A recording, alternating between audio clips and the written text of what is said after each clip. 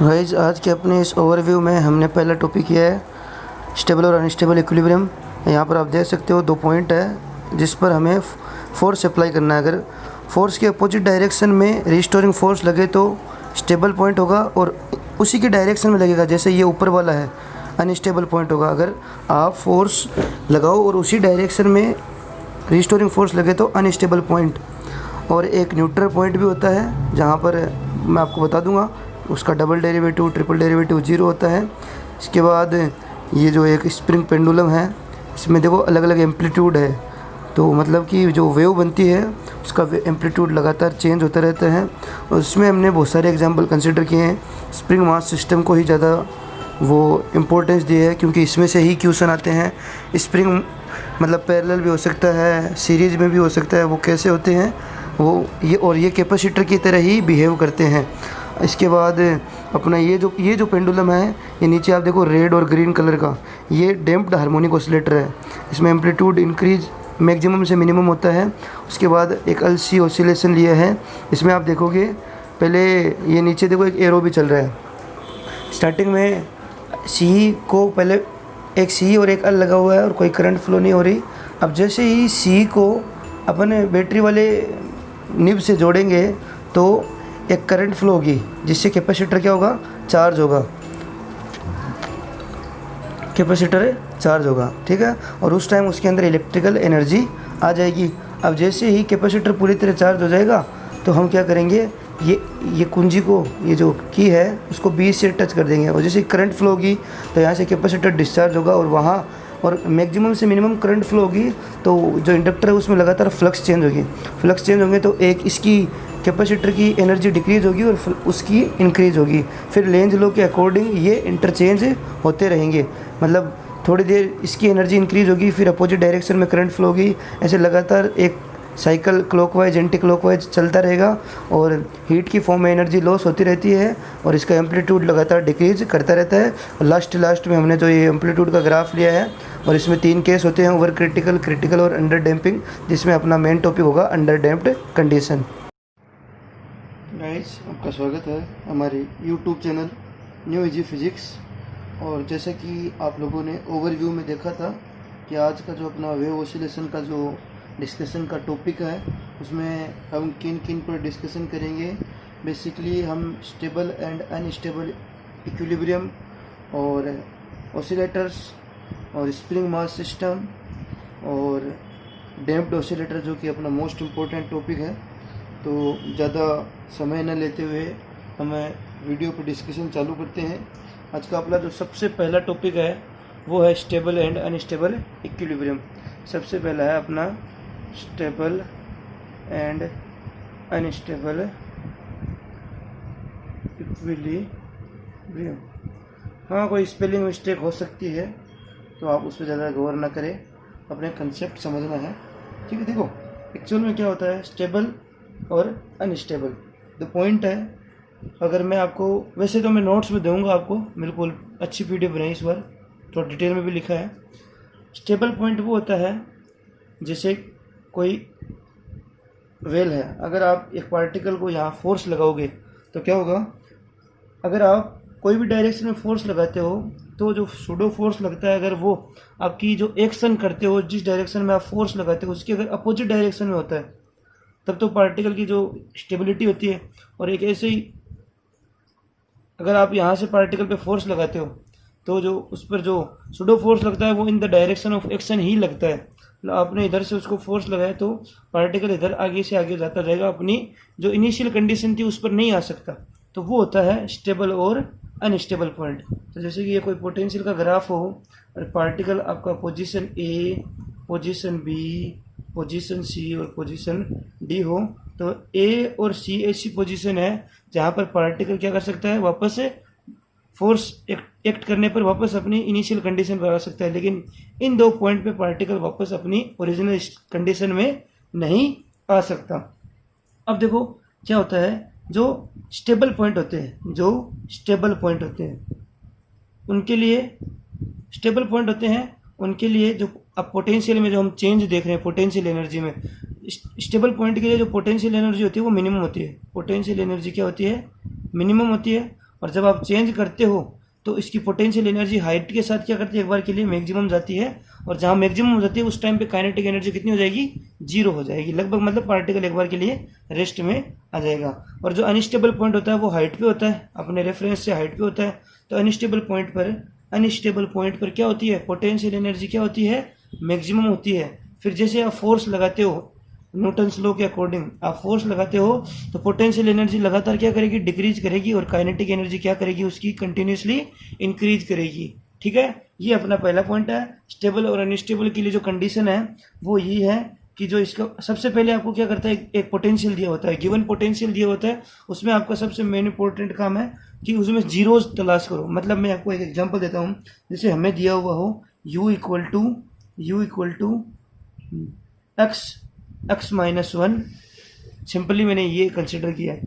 तो देखो x और x माइनस 1, तो आप इसको 0 के बराबर रख के पहले चेक करो कि जीरोज कहाँ कहाँ होंगे, मतलब किन किन पॉइंट पर वो एक बार 0 वैल्यू दे रहा है। तो दिख रहा है आपको 0 और 1, तो आप इसका ग्राफ ड्रॉ करोगे मिसाल के तौर पर, तो 0 पर और 1 पर वो क्या होगा, 0 होगा। ठीक है, अब 0 और 1 के बीच की कोई वैल्यू रखो, वैल्यू नेगेटिव आ रही है देख लो, तो ऐसा कुछ अपना ग्राफ हो जाएगा। ठीक है, अब ये दो अपने क्या हो गए, जीरोज हो गए।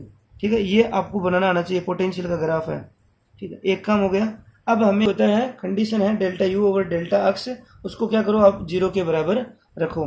ठीक है, और वहां से अक्स की कुछ वैल्यू फाइंड, आप वो आपको कुछ पॉइंट मिलेंगे, फिर आप डबल डेरिवेटिव करो, delta u del square u over delta x square, और वो अक्स की जो वैल्यू आपने ऊपर फाइंड की थी वो यहाँ पुट करो, तो इसकी वैल्यू चेक करो, del square u over delta x square greater than 0 आ रही है कि लेस देन 0 आ रही है। ग्रेटर देन 0 आ रही है तो आप कहोगे पॉइंट क्या है, स्टेबल है, और लेस देन 0 है तो आप कहोगे अनस्टेबल है।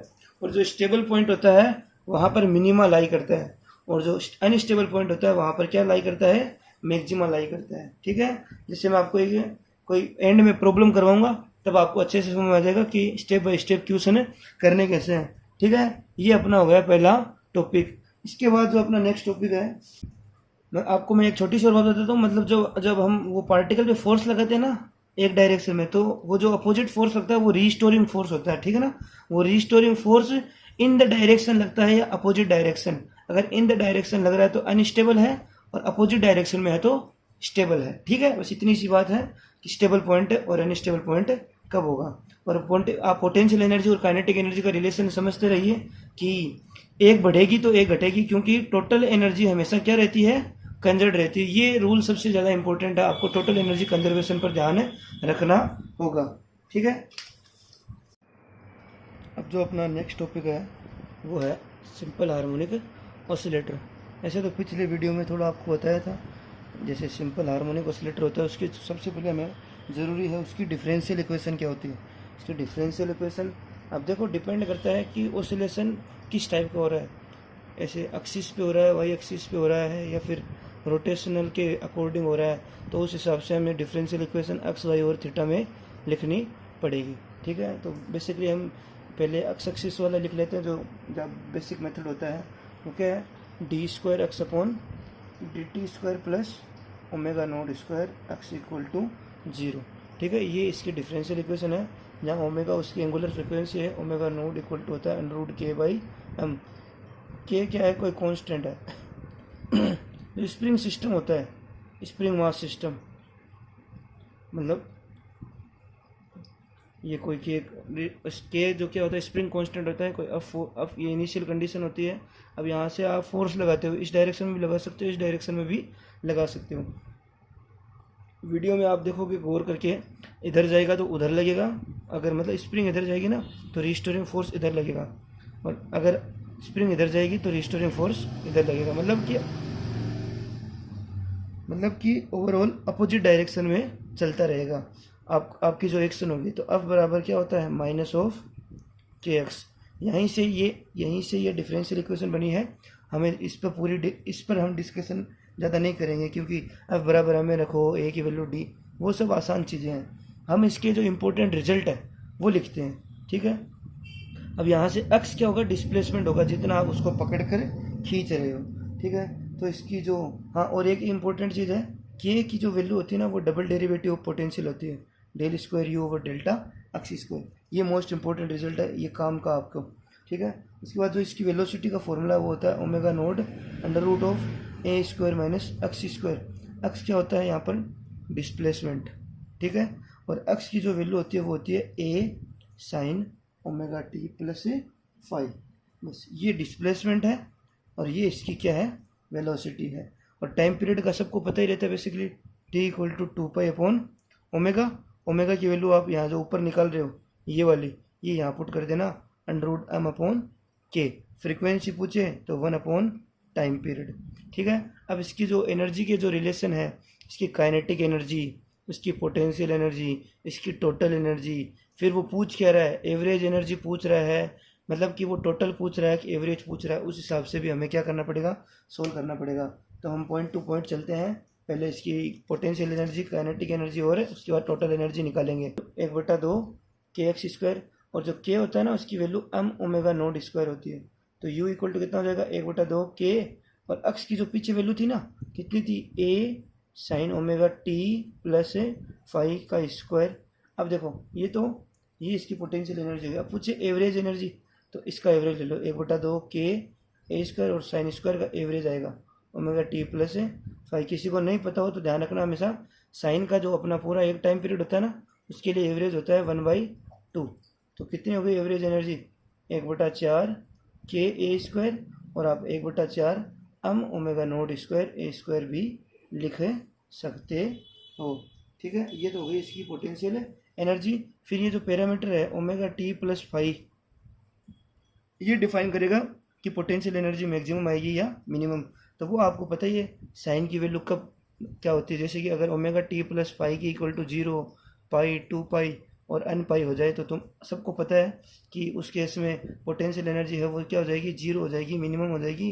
और जब यही वैल्यू π/2 3π/2 समथिंग आएगी, स्क्वायर होगा तो ऊपर ही रहेगी, पॉजिटिव रहेगी, और उसमें उसकी क्या आ जाएगी मैक्सिमम वैल्यू आ जाएगी। और नोट्स में आपको दे दूंगा कब मैक्सिमम है और कब मिनिमम है, आप बस पॉइंट समझते रहो। इसके बाद जो नेक्स्ट टॉपिक है इसका वो है इसकी kinetic energy, kinetic energy of harmonic oscillator. Basically क्या होती है kinetic energy 1/2 m v square. V की वैल्यू अपने पास है 1/2 एम ए स्क्वायर और 1/2 एम ओमेगा स्क्वायर और under root a square minus x square, और मतलब रूट करोगे तो कैंसिल हो जाएगा, तो 1/2 एम ओमेगा स्क्वायर और A square minus x square. X की वैल्यू पुट करोगे, ये सब करोगे तो आपको काइनेटिक एनर्जी कितनी मिल जाएगी, काइनेटिक एनर्जी मिल जाएगी एवरेज, साथ एवरेज ही लिख रहा हूँ मैं, 1/4 एम ओमेगा नोड स्क्वायर, और ए क्या है एम्पलीट्यूड है। अब एम्पलीट्यूड क्या होता है सबको पता ही है, वैसे एम्पलीट्यूड ये मैक्सिमम हाइट होती है, ठीक है ना, जो पॉजिटिव नेगेटिव है ना ये मैक्सिमम हाइट होती है, ये एम्पलीट्यूड होता है जो हाइट ऑफ वेव होता है, ठीक है।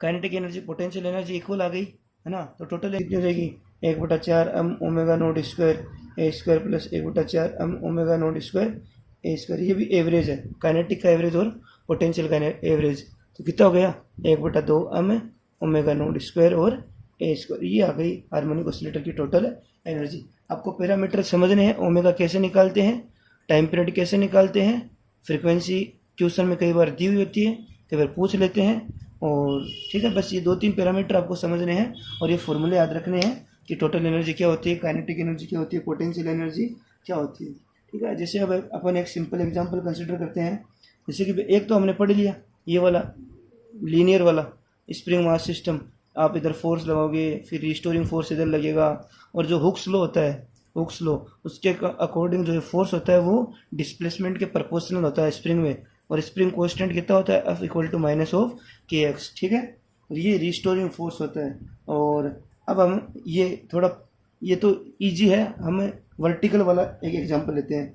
दूसरा एग्जांपल हम लेते हैं mass attached to spring vertically.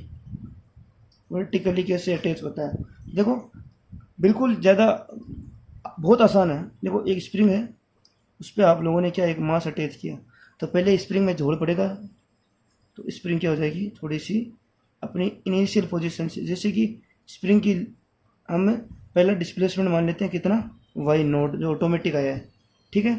फिर आपको क्या करना है स्प्रिंग को पकड़ के खींचना है, तभी तो आप डिस्प्लेसमेंट खुद दोगे, आप फोर्स लगोगे तभी रिस्टोरिंग फोर्स वो केस आएगा। तो उस केस में ये क्या हो जाएगी, मतलब लगभग ये केस आ जाएगा। तो जो टोटल डिस्प्लेसमेंट है इतना हो जाएगा, ठीक है। तो ये स्प्रिंग की जो लेंथ है एल, स्प्रिंग की लेंथ कितनी है एल, वो कितनी हो जाएगी, l equal to y naught plus y, ऐसे बोल सकता हूँ ना मैं, वाई नोड, सॉरी टोटल ये कितना हो गया, ये टोटल यहाँ से लेकर यहाँ एल मान लो इसको, एल नहीं कुछ आप जेड लिख लो, तो जेड कितना हो जाएगा l plus y naught. Spring की लेंथ भी कंसिडर कर ली और डिस्प्लेसमेंट जितना आया वो भी हमने लिख दिया। अगर हम हुक वहाँ से स्टार्ट करें, एफ इक्वल टू कितना होगा माइनस स्प्रिंग कांस्टेंट के टोटल डिस्प्लेसमेंट कितना आया, एक तो वाई नोड आया था और एक ये वाई आया था, तो टोटल कितना हो गया वाई नोड प्लस वाई, और इसकी डिफरेंशियल इक्वेशन वैसे ही रहेगी d square y over d t square plus omega node square y equal to 0 और omega equal to under root k by m. ये पैरामीटर नहीं बदलेंगे, ये पैरामीटर नहीं बदलेगा, ये पैरामीटर भी नहीं बदलते, ठीक है। देखो अब जो इम्पोर्टेंट चीज़ें हैं वो मैं आपको बताता हूँ। देखो ओमेगा नोड तो उतना ही रहेगा, omega naught equal to under root k by m, इसमें कोई चेंज नहीं आएगा क्योंकि स्प्रिंग कांस्टेंट और मास है वो चेंज नहीं हो रही, ठीक है। अब पहली कंडीशन देखते हैं, केस फर्स्ट, जो पहला केस था ये वाला, जब उसका डिस्प्लेसमेंट ऑटोमेटिक आया था कितना वाई नोड, तो उस केस में जो एमजी नीचे की तरफ लग रहा है और उसको बैलेंस कौन कर देगा, ये जो इसमें उस केस में जो इसमें रिस्टोरिंग फोर्स जमा होगा इसके अपोजिट, तो हम कह देंगे उस केस में एफ इक्वल टू कितना माइनस के वाई नोड, और एफ की वैल्यू कितनी हो जाएगी एम जी इक्वल टू के वाई नोड। तो यहाँ से के की वैल्यू कितनी आ जाएगी, दोनों ये वो अब एडजस्ट हो जाएगा, ये भी नेगेटिव और समथिंग जो भी है, ठीक है। हाँ तो के की वैल्यू कितनी आ जाएगी m g upon y naught, ये वैल्यू मोस्ट इंपॉर्टेंट है, ये काम आएगी अपने, देखो कैसे आएगी। अब एफ इक्वल टू हो कितना रहा है माइनस के वाई प्लस वाई नोड, और जो टोटल फोर्स लग रहा है एफ रिजल्टेंट, देखो एक तो नीचे की तरफ एम जी यहाँ पर भी लग रहा है, ठीक है ना, और इसके अपोजिट में जितना भी लग रहा है ये एम जी हर बार नीचे की तरफ लगता ही रहेगा, ठीक है। तो m g minus total restoring force कितना हो जाएगा एफ आर, तो एफ डैश टोटल फोर्स कितना हो जाएगा एम जी माइनस ऊपर कितना लग रहा है के वाई प्लस वाई नोड, ठीक है। अब देखो एम जी की वैल्यू कितनी आ रखी है हमारे पास, ये एम जी की वैल्यू की फर्क नहीं पड़ रहा है, जो रिस्टोरिंग फोर्स जो मतलब जो टोटल फोर्स आ रहा है अब भी किसके प्रपोर्शनल आ रहा है, मतलब कहने का ये हुआ यहाँ से कि हम जो डिस्प्लेसमेंट देते हैं ना वो मैटर करता है टोटल फोर्स के अंदर, ये इंपॉर्टेंट बात है, ठीक है। आप ध्यान रखना, कंफ्यूज मत होना, ये गुमराह करने के लिए मतलब कि एक पैरामीटर है, लेकिन अब ये वैल्यू कहाँ आएगी, देखो अपने पास जो ओमेगा की वैल्यू कितनी आती है under root k by M, के की वैल्यू पुट कर दो आप, के की वैल्यू कितनी आ रही थी, देखो ये रही m g upon y naught, और नीचे एम है, एम से एम कैंसिल, तो ओमेगा की वैल्यू कितनी आ गई under root g upon y naught. ये मोस्ट इंपॉर्टेंट रिजल्ट है, मोस्ट इंपॉर्टेंट रिजल्ट है।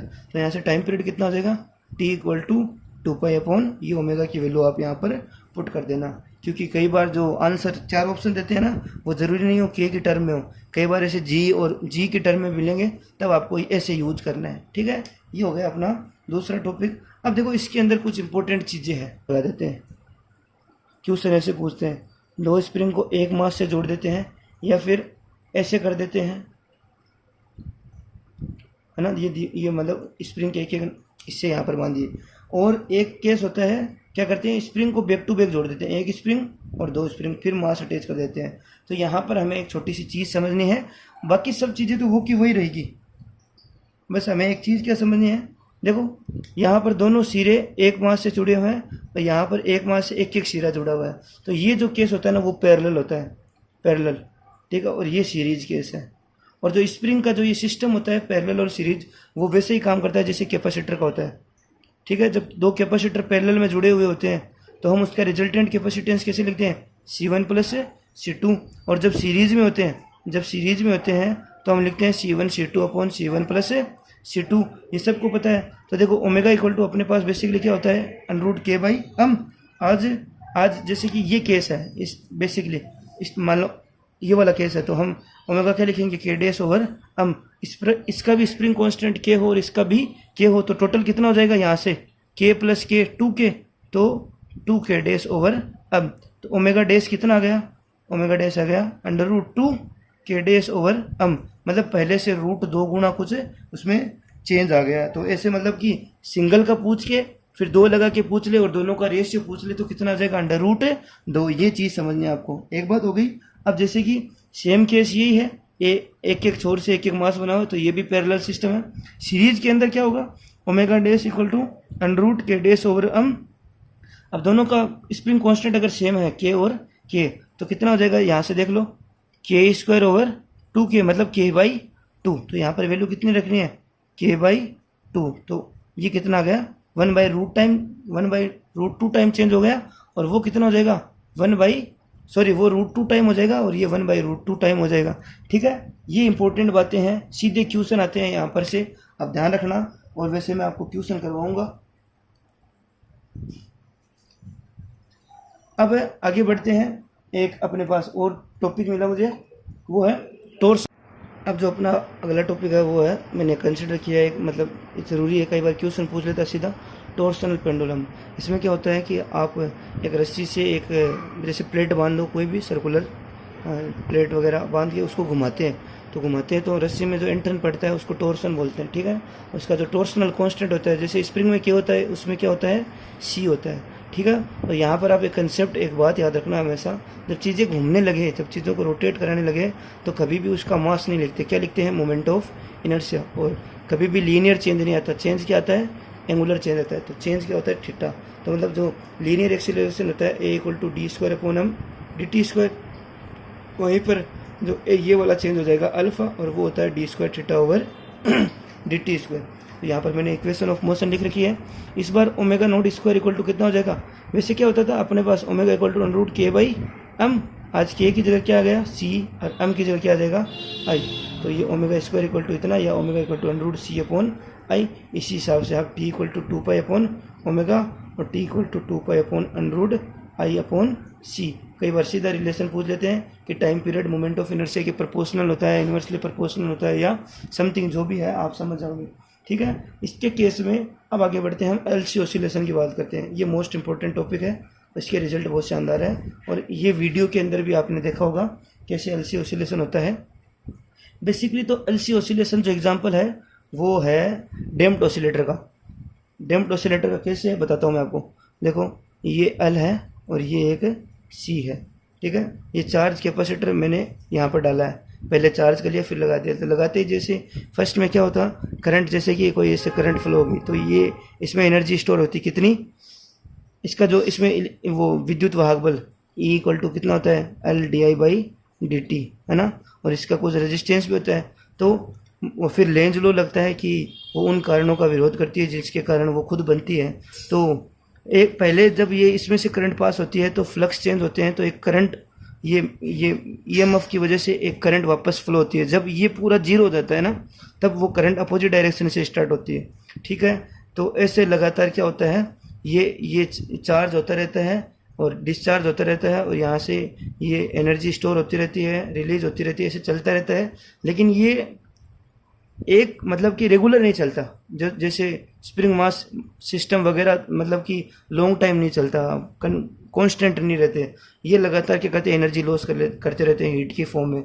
तो इसके जो एम्पलीट्यूड होते हैं ना, वो लगातार क्या होते हैं, एक्चुअली में देखें ना, डिक्रीज करते हैं। इसलिए ये डैम्प्ड ऑसिलेटर का एग्जांपल हो जाता है। ठीक है, तो एक बार ये एनर्जी स्टोर करेगा, फिर ये इसको देगा, तो इसमें भी तो गर्म होगा, हीट की फॉर्म में थोड़ी एनर्जी लॉस होती रहती है। इसके अंदर ½ CV² होती है और इसके अंदर 1/2 LI²।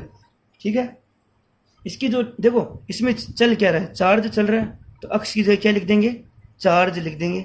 ठीक है, और अब देखो, और इसका जो इंडक्टेंस होता है वो L होता है, इसका क्या होता है, C होता है। तो यही दो कायम आएंगे उसमें, किसमें, ओमेगा में, जो अपनी फ्रीक्वेंसी होती है ना। तो मैं सीधी इक्वेशन लिख रहा हूँ, d² over dt² plus omega not square q equal to 0, और ओमेगा इक्वल टू कितना हो जाता है इसमें, 1/√L और C। ठीक है, ये दोनों के कांस्टेंट इन्होंने यूज कर लिए। तो टाइम पीरियड कितना हो जाएगा, t इक्वल टू 2π/ओमेगा, फिर ओमेगा की वैल्यू लिख देंगे तो 2π/L और C। यहाँ से बिल्कुल अच्छे क्वेश्चन पूछते हैं। यहाँ ये t इक्वल टू 2π/ओमेगा, 2π/L और C।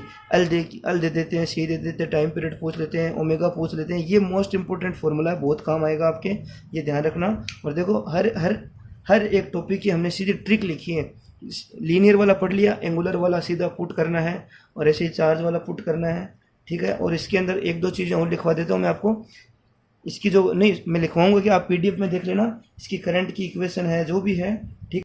अब जो अपना टॉपिक है वो बहुत ज़रूरी है और इम्पोर्टेंट है। कई बार क्या करते हैं, स्प्रिंग को काट के क्वेश्चन पूछते हैं कि पहले स्प्रिंग थी हमारे पास एक एल लेंथ की और उसका स्प्रिंग कांस्टेंट के था। अब स्प्रिंग को 2 बराबर बराबर या 3 बराबर बराबर हिस्सों में काट दिया तो स्प्रिंग कांस्टेंट किस हिसाब से चेंज होगा, ये इंपॉर्टेंट चीज़ होती है। फिर इससे टाइम पीरियड भी पूछते हैं, फ्रीक्वेंसी भी, एंगुलर फ्रीक्वेंसी, कुछ भी पूछ सकते हैं, बस आपको एक चीज़ समझ में आनी चाहिए। तो देखो आपको एक रिलेशन बताता हूँ, जो स्प्रिंग कांस्टेंट होता है ना वो लेंथ के इन्वर्सली प्रोपोर्शनल होता है। आप ये रिलेशन याद रखना। अब देखो 2 हिस्से कर रहे हो, 2 हिस्से कर रहे हो आप, है ना, तो देखो कैसे हो जाएगा, जैसे कि एक स्प्रिंग को हमने काट के L/2 कर लिया, ठीक है। और अब पूछे आपको स्प्रिंग कांस्टेंट कितना होगा, तो देखो कितना हो जाएगा, जैसे कि K डैश और इक्वल टू कितना होगा 1/L डैश। L डैश कितना है, जैसे ये कोई कांस्टेंट है एक बार के लिए, है ना, चलो इसमें रख लेते हैं K dash proportional to 1/L dash कितना है L/2, ठीक है। तो और 1/L के टाइम में कितना होगा K डैश, ये कितना हो जाएगा K, तो पहले से कितना हो गया, ट्वाइस हो गया ना, समझ गए आप। जब स्प्रिंग को काटते हैं तो इसका स्प्रिंग कांस्टेंट क्या हो जाता है, पहले से डबल हो जाता है। तो टाइम पीरियड में भी चेंज आएगा, टाइम पीरियड कितना हो जाएगा, है ना। इसका इक्वेशन भी है, हम वो भी करेंगे। और जब कई बार क्या करते हैं, बेवकूफ़ बनाने के लिए ऐसे पूछते हैं कि एक स्प्रिंग को काट के 2 हिस्सों में बांट दिया और वापस उनको चिपका दिया, अब उसका टाइम पीरियड वगैरह पूछते हैं ऐसे। ये L/2 और L/2 और ये मास है कोई अटैच कर दिया, तो देखो इस केस में omega equal to √K dash over m। देखो 2 स्प्रिंग है ना, और इनको जोड़ दिया तो देखो ये सीरीज सिस्टम हो गया ना। तो आप सीरीज सिस्टम लगा दो, पहले का K1 दूसरे का K2 और K1 प्लस K2, ठीक है। तो स्प्रिंग कांस्टेंट कितना हो जाएगा, अब वो आप समझ गए। अब तो मैं आपको बता देता हूँ एक बार, ओमेगा इक्वल टू कितना हो जाएगा, देखो K डैश इक्वल टू तो ये हो गया, तो ये K/2 या फिर 2K हो रहा है ना, आधा आधा करते हैं तो हमने देख लिया कितना होता है, जब आधा करते हैं तो कितना हो जाता है, 2 गुना हो जाता है, ये रहा ना। तो देखो 2K कितना हो गया 4K² और नीचे कितना हो गया 4K, तो ओवरऑल वैल्यू कितनी आ गई, K ही आ गई ना, समझ गए बात। तो ओमेगा इक्वल टू कितना रहता है √K ऊपर m, मतलब स्प्रिंग को काट के वापस चिपका के अगर पूछे तो कोई चेंज नहीं होगा, ना टाइम पीरियड में ना फ्रीक्वेंसी में। लेकिन स्प्रिंग को काट के केवल आधे का पूछे तो उसका स्प्रिंग कांस्टेंट डबल हो जाता है, और उस केस में आपका टाइम पीरियड भी चेंज होता है और आपका मतलब सारे पैरामीटर बदल जाते हैं, ओमेगा और टाइम।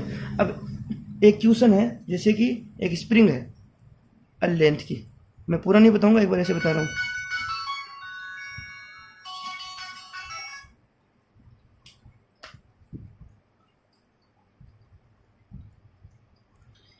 जैसे कि एक क्वेश्चन है, जैसे कि स्प्रिंग है लेंथ की और स्प्रिंग कांस्टेंट है K, फिर इस स्प्रिंग को आधा काट, एक आधा हिस्सा रख लिया इसका, तो स्प्रिंग कांस्टेंट कितना हो जाएगा डबल और लेंथ हो गई आधी। और ये तो आधे हिस्से के लिए, और एक साइड पूछते हैं कि स्प्रिंग के दोनों आधे हिस्से चिपका दिए वापस, ठीक है, और है ना, और इसका टाइम पीरियड T1 है और इसका टाइम पीरियड T2 है, तो इनका रेशियो पूछा है T1/T2। तो देखो कैसे करोगे, इसमें डबल हो जाएगा और इसमें क्या रहेगा, इसमें आप कुछ चेंज नहीं होगा। तो √2 का फैक्टर दिख रहा है ना आपको सीधी, जैसे T1 तो कितना हो जाएगा √2 टाइम आ जाएगा, √2 टाइम K/m, और T2 कितना आ जाएगा, T2 आ जाएगा उतना का उतना ही, तो कोई चेंज नहीं आएगा। तो कितना आ जाएगा रेशियो T1/T2 इक्वल टू √2, उल्टा पूछे तो 1/√2, ठीक है। ये इंपॉर्टेंट चीज़ें थी जो मैंने आपको बताई है, ठीक है। उसका एम्पलीट्यूड धीरे धीरे अगर रेस्ट में आ जाता है, और अगर आप इसको पानी में ले जाओगे, है ना, तो ये और जल्दी क्या होगा, इसका एम्पलीट्यूड और जल्दी गिरेगा। तो ये सारे ऑसिलेटर होते हैं ना, वो क्या होते हैं डैम्प्ड ऑसिलेटर। इनमें रिस्टोरिंग फोर्स तो लगता ही लगता है, साथ में एक फोर्स और ऐड हो जाता है, ड्रैग फोर्स, ठीक है, जो वेलोसिटी डिपेंडेंट होता है। जो रिस्टोरिंग फोर्स होते हैं वो पोजीशन डिपेंडेंट होते हैं, और जो ड्रैग फोर्स होते हैं वो वेलोसिटी डिपेंडेंट होते हैं। और जितने भी पोजीशन डिपेंडेंट फोर्स होते हैं ना, वो होते हैं सेंट्रल फोर्स बोल सकते हो आप उन्हें, सेंट्रल फोर्स बोल दो, नहीं तो आप इनको कंजर्वेटिव बोल सकते हो। जितने भी पोजीशन डिपेंडेंट फोर्स होते हैं वो क्या होते हैं, कंजर्वेटिव होते हैं, और उनका कर्ल 0 होता है, वैसे आप जानते हो। और जो वेलोसिटी डिपेंडेंट फोर्स होते हैं ना, वो कभी भी कंजर्वेटिव नहीं होते, वो क्या होते हैं कंजर्वेटिव नहीं होते, उनमें पावर लॉस होती है, ठीक है। तो यहाँ पर जो डैम्प्ड ऑसिलेटर है ये आप इसमें एक वेलोसिटी की टर्म आ रही है, इसलिए इसमें पावर लॉस होता है। और तो इसको अब आगे बढ़ाते हैं। उसकी पहले मैं इसका जो टोटल फोर्स होता है F इक्वल टू, एक तो रिस्टोरिंग होता है और एक ड्रैग फोर्स होता है। इसको आप लोग जानते हो माइनस ऑफ kx होता है। और ये जो ड्रैग फोर्स होता है वो कोई कांस्टेंट लेमडा और वेलोसिटी डिपेंडेंट होता है, ठीक है। तो इसकी जो इक्वेशन ऑफ मोशन बनेगी वो बनेगी d²x upon dt plus k by m और x plus lambda by m into v equal to 0। ये इसकी क्या है, इक्वेशन ऑफ मोशन है। इसकी मैं आपको कुछ इंपॉर्टेंट बातें मैंने बोल दी है, मैं फिर बोल देता हूँ, नोट्स के अंदर लिखी हुई है, वो आप पढ़ना। जो वेलोसिटी डिपेंडेंट होते हैं वो क्या होते हैं, नॉन कंजर्वेटिव होते हैं, पोजीशन डिपेंडेंट होते हैं वो कंजर्वेटिव होते हैं। ये बातें आप लोग ध्यान रखना। और इसके जो एग्जाम्पल है ड्रैग फोर्स के, वो फ्रिक्शन फोर्स रहा आपका, और विस्कोसिटी होती है जो पानी के अंदर जो चीज़ें होती है वो, ये इसके क्या है, एग्जाम्पल है। और जो ड्रैग फोर्स होता है Fd वो कितना होता है, माइनस ऑफ लेमडा v होता है। और जो इसका जो वेलोसिटी का फॉर्मूला होता है वो होता है v नोट e की power minus lambda upon m into T, ठीक है। तो देखो अगर इसका ग्राफ बनाओगे आप, तो इनिशियली जब t इक्वल टू 0 होगा तो e की पावर 0 पर ये वैल्यू तो पूरी 1 हो जाएगी, तो वैल्यू कितनी हो जाएगी, v नोट। अब जैसे जैसे आप टाइम के रेस्पेक्ट में वैल्यू बढ़ेगी, ये वैल्यू बढ़ेगी, ये v और t का ग्राफ बना रहा हूँ मैं टाइम के साथ में, v और t का। जैसे जैसे आप टाइम की वैल्यू बढ़ोगे तो e की पावर नेगेटिव में बढ़ेगा ना, तो ये वैल्यू लगातार डिक्रीज होगी, तो इनफाइनाइट करोगे तो कितना हो जाएगा, लगभग 0 हो जाएगा। ये रिलेशन आप लोग याद रखना। एक इसका रिलैक्सेशन टाइम होता है, रिलैक्सेशन टाइम, ठीक है ना, वो सबसे इंपॉर्टेंट है, इसको टो से लिखते हैं। Relaxation time t equal to tau equal to 1/2r भी बोलते हैं। और बेसिकली ये जो फैक्टर होता है ना, इसका उल्टा होता है m अपॉन लेमडा। ये हटा दो एक बार, t equal to tau equal to कितना होता है, m अपॉन लेमडा। तो अब जैसे कि अगर मैं t की वैल्यू ये रखूँ, अगर मैं t की वैल्यू ये रखूँ तो ये कट जाएगा, तो v इक्वल टू कितना आ जाएगा, v नोट अपॉन e। तो रिलैक्सेशन टाइम वो होता है जिस पर उसकी वैल्यू क्या होती है, खुद का 1/e गुणा, मतलब जो मैक्सिमम वैल्यू थी उसका e गुणा, या बोले 1/e की वैल्यू होती है 37% ऑफ इनिशियल वैल्यू। ये मोस्ट इंपॉर्टेंट रिजल्ट है, ये एनर्जी में भी काम आएंगे, वेलोसिटी में भी काम आते हैं, ठीक है। और इसके जो एग्जांपल है, पेंडुलम एयर में, या फिर आप कहो तो अलसी ऑसिलेशन भी इसका एक एग्जांपल है, ठीक है। और इसमें एम्पलीट्यूड क्या होता है, रेगुलर डिक्रीज करता है इससे, और रेस्ट में चला जाता है पार्टिकल, लास्ट में पूरा एम्पलीट्यूड खत्म ही हो जाता है, ठीक है। इसके अंदर 2-3 केस देखो, थोड़ी 2-3 एक प्रॉब्लम CU/CT की करते हैं और 2-3 एक यूनिवर्सिटी ऑफ हैदराबाद की करेंगे। देखो एक क्वेश्चन है, आप विंडो पर देखो, उसमें यहाँ लिखा हुआ है the relaxation time for a damped harmonic oscillator is 50 second. Relaxation time tau equal to बोल दो, टी इक्वल टू बोल दो, m अपॉन लेमडा बोल दो, या 1/2r बोल दो, ठीक है। ये आप वहाँ पर देख लेना, नोट्स में लिखा हुआ है कितना है, उसके लिए 50 सेकेंड है, ठीक है। फिर आगे पूछ रहे हैं 50 second, time in which the amplitude, time in which the amplitude and energy of the oscillator falls to 1/e, ठीक है। तो देखो कितना इजी क्वेश्चन हो गया, ये तो बहुत ही इजी हो गया। सीधे आप ना वो एम्पलीट्यूड का फॉर्मूला रख दो। देखो कितना होता है, गिवन तो दे दिया हमें, टॉ इक्वल टू कितना दे दिया, 50 सेकेंड दे दिया। अब आपके पास जो टोटल एनर्जी का इसमें फॉर्मूला आप वहाँ पर पढ़ोगे ना, तब उसमें आएगा आपके पास 1/2m omega naught square x note square e की power minus 2r into T, ठीक है। वो कह रहा है कि कितने टाइम में उसका मैक्सिमम का 1/e हो जाएगा। अब e मैक्सिमम कब होगा, मैक्सिमम होगा जब ये वैल्यू मैक्सिमम कब होगी, जब t इक्वल टू 0 होगा। तो पहले t इक्वल टू 0 पर आप चेक कर लो, t इक्वल टू 0 पर ये जो वैल्यू होगी मैक्सिमम होगी, और कितनी हो जाएगी, 1/2m omega naught square x note square, मतलब ये वैल्यू है वो मैक्सिमम है। अब कोई टाइम पर चलते हैं, रिलैक्सेशन टाइम, इसको तो मैं e मैक्सिमम लिख रहा हूँ, ठीक है। और ये वैल्यू, अब देखो अगला बोल रहा है, देखो हम यहाँ पर देखो 1/2r की वैल्यू कितनी है, 50 सेकेंड है, तो 2r की कितनी हो जाएगी, 50, और वो पूछ रहा है कितने टाइम में। तो देखो आप ऐसे कर लो, ये एक बार तो इनको इसकी जगह एक तो ई में ये पूछ रहा है, देखो ऐसे कर लो कि ये तो हो गया, ये पूछ रहा है कितना हो जाएगा, ई मैक्सिमम बट्टा ई हो जाएगा, कब हो जाएगा वो पता करना आपको। वैसे तो 50 सेकेंड आएगा, 1/2m omega naught x note square और e की पावर माइनस 2rt, और ये वैल्यू ई मैक्सिमम है, तो ई मैक्सिमम से ई मैक्सिमम कट ही जाएगा, है ना। 1/e बराबर कितना है, e की पावर माइनस 2RT, तो ये e की पावर -1 हुआ ना, e की पावर -1, और आप वो कंपेयर करा लो पावर्स की, इक्वल टू कितना हो गया -2RT, -2 से -2 कट गया, और t इक्वल टू कितना आ गया 1/2R, जो की वैल्यू कितनी है 50 सेकेंड है। तो वो टाइम कितना है 50 सेकेंड ही होगा ना। तो इसके 4 ऑप्शन में आप देख लेना, पहला ऑप्शन है सही है। ठीक है, इजी है, समझ में आ गया ना आपको। एक बार आराम से कर लेना कि वो पूछ रहा है कि कितने टाइम में उसकी वैल्यू मैक्सिमम का 1/E हो जाएगी। तो हम क्या कर लेते हैं, वो टाइम निकालने के लिए वो यहाँ पर वैल्यू कंसिडर कर लेते हैं ई मैक्सिमम अपॉन ई। ठीक है, ये हो गया एक क्वेश्चन। देखो एक क्वेश्चन आया हुआ CU के अंदर, मैं पढ़ता हूँ, आप ऊपर देख लेना, और मैं ऑप्शन भी नहीं हटाऊंगा। Light damped harmonic oscillator with natural frequency omega node, natural frequency कितनी है उसकी omega node, is driven by a force of frequency omega, उसे एक अलग फोर्स से चलाया जा रहा है जिसकी फ्रीक्वेंसी कितनी है omega. The amplitude of oscillation is maximum, वो बोल रहा है कि इसका मैक्सिमम एम्पलीट्यूड ऑसिलेशन का कब आएगा, क्या कंडीशन होगी। ठीक है, ये पता करना है। तो देखो जो फोर्स्ड ऑसिलेटर होता है उसका जो एम्पलीट्यूड होता है उसका फॉर्मूला ये है, आपको PDF में मिल जाएगा, x naught equal to something.